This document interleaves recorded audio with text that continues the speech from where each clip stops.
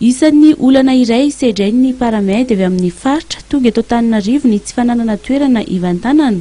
Mba amana izany olana izany dia anangana toerana iray ny fikambanana andraisana ny paramedy ny ololavitra ary ny sindika mba ho mariky ny firaisan'ny paramedy manirana nosy.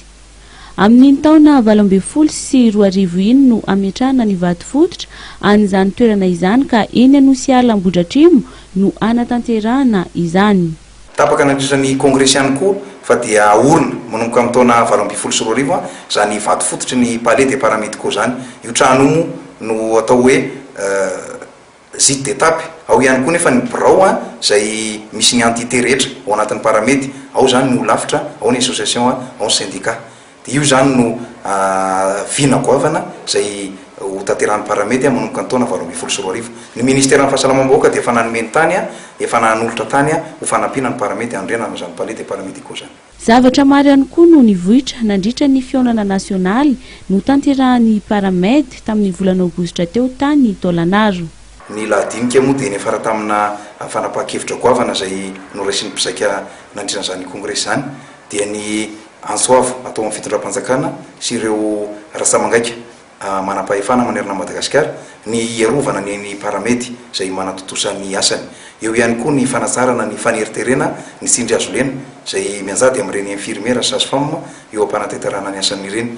Anisan'ny nivoatra tamin'izany ihany koa ny fanamafisatra ny vokatry ny colloque zay natao tao Sirabe dia ny fandraisana tanana ny fanofanana an'ireo paramedy zandry zay solofo dimbiniala iarahana amin'ireo ministère am-pampiofana dia misy ny antsoina hoe conseil supérieur des paramédicaux zay solotenan'ny paramedy hidinika miaraka amin'ny anjerimanontolo amin'izay fanasarana ny fanofanana ny paramedy izay.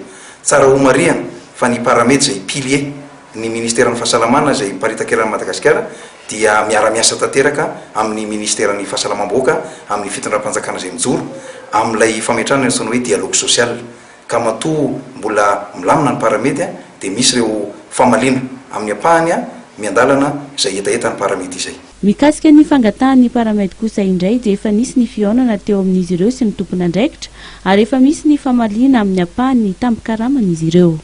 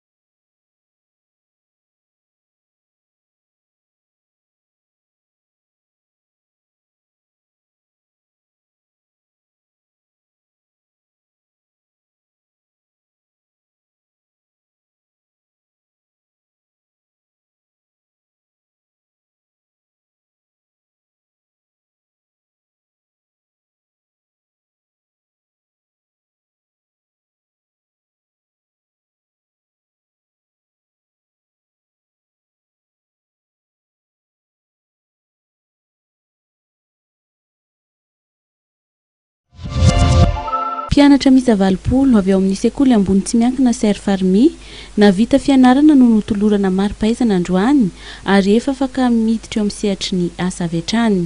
Efa miarany koa no efa niraisan'ny orinasa nandritra ny fanatanteran'izy ireo ny fizarana asa tany amin'izy ireo.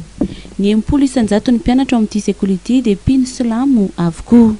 Misy lalam-pihofanana efatra ao amin'ny CERF Armi, université privée CERF Armi, en communication, en gestion, en informatique, ary koa ny transit. Ny tena mampiavaka azy dia tena ny fahaizan-draikefa indrindra amin'ny resaka informatika ihany koa dia efa na amin'ny refina deuxième année izy ka manao soutenance dia efa mamorona logiciel izy ao anatin'ny mémoire ankoatran'ilay thème.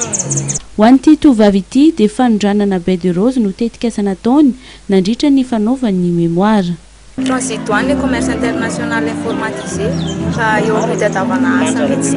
Tamin'ny taona 2017 no nijoro ity sekoly ity ary efa maro ireo mpianatra navokany ka misy no efa lasa mpitondra fanjakana amin'izao fotoana izao sy miasa eo amin'ireo sehatra maro samihafa. Ahitana lalam-pihofanana miisa 4 ao amin'izy ireo dia ny communication et journalisme, gestion informatique, transit et douane. Amin'ny volana novambra no fidirana amin'ity taona 17 sy 2017 ity.